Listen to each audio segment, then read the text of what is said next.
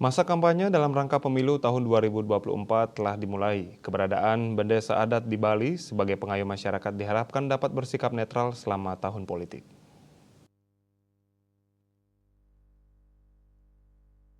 Kapasitas bendesa adat di Bali selama pelaksanaan pemilu 2024 harus menjaga netralitasnya.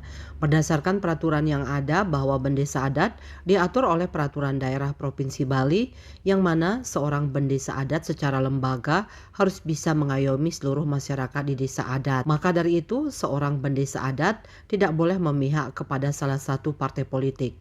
Menurut salah seorang tokoh masyarakat, Nengah Sudarsana, politik praktis tidak boleh dilakukan oleh bendesa adat. Bagaimanapun juga eh, politik praktis kan tidak boleh dilakukan oleh juru bendesa. Bagaimanapun juga juru bendesa itu seperti apa yang saya katakan tadi adalah dia harus netral. Setiap warga negara atau salah satu menjadi caleg di salah satu partai politik, juru bendesa seharusnya memberikan arahan yang sama bagaimana para caleg-caleg ini betul-betul menjadikan suasana ini suasana yang baik. Sehingga kan sudah sering dikatakan oleh pemerintah bagaimana kita mengupayakan pemilu di tahun 2024 adalah pemilu damai.